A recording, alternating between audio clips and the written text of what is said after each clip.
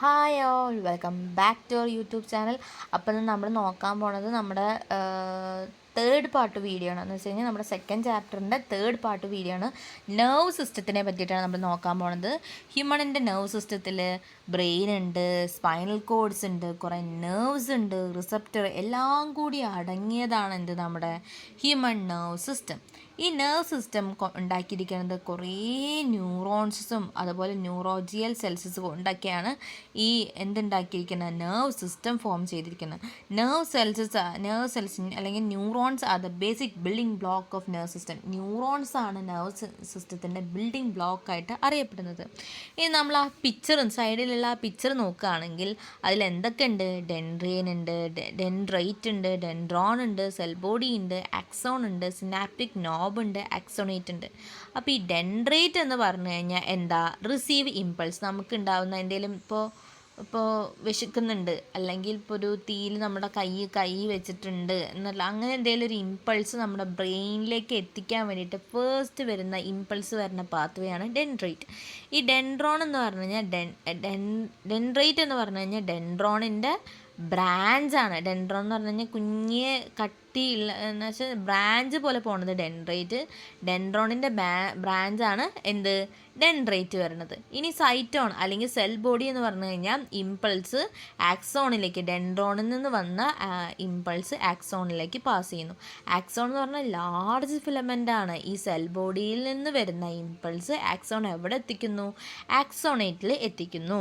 അതുപോലെ synaptic knob എന്ന് പറഞ്ഞു കഴിഞ്ഞാൽ ന്യൂറോ ട്രാൻസ്മിറ്റേഴ്സ്, അതിൻ്റെ ഉള്ളിൽ സിനാപ്റ്റിക് നോബ് എന്ന് വെച്ച് കഴിഞ്ഞാൽ മണി പോലത്തുള്ള സാധനം. ആക്സോണിൻ്റെ ബ്രാഞ്ചാണ് ആര്? ആക്സോണേറ്റ്. ആക്സോണേറ്റിൻ്റെ ബ്രാഞ്ചിൽ ആരെ കാണുന്നു? സിനാപ്റ്റിക് നോബിനെ കാണുന്നു. ഈ സിനാപ്റ്റിക് നോബിലാണ് കുറേ ന്യൂറോ ട്രാൻസ്മിറ്റേഴ്സ് ഉള്ളത്. ന്യൂറോ ട്രാൻസ്മിറ്ററിൻ്റെ യൂസ് എന്തൊക്കെയാണെന്നൊക്കെ നമുക്ക് ഡീറ്റെയിൽ ആയിട്ട് പിന്നെ പഠിക്കാം.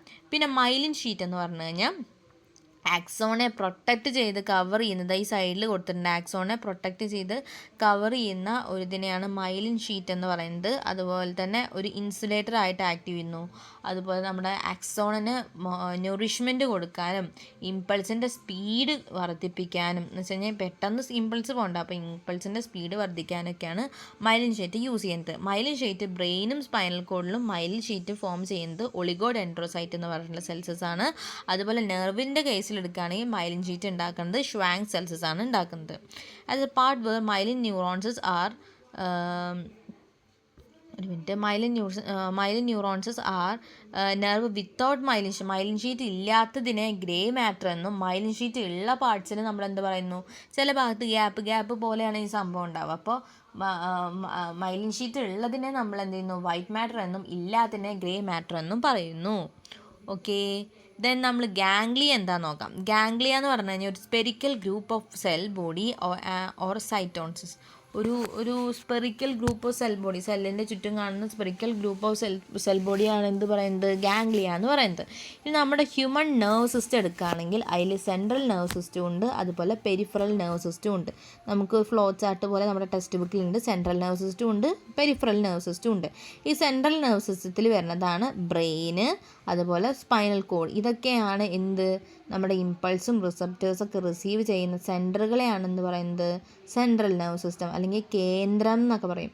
ബ്രെയിൻ എന്ന് പറഞ്ഞു കഴിഞ്ഞാൽ സെരിബ്രം, സെരിബെല്ലം, തലാമസ്. ബ്രെയിനിൽ എന്തൊക്കെ ഉണ്ട്? Cerebrum, cerebellum, thalamus, hypothalamus, അതുപോലെ brain, brain stem, middle oblongata, middle brain, pons എന്നൊക്കെ നമുക്ക് ഡീറ്റെയിൽ ആയിട്ട് അതിൻ്റെ സ്ട്രക്ചറും അതിൻ്റെ ഫംഗ്ഷനും പഠിക്കാനുണ്ട്.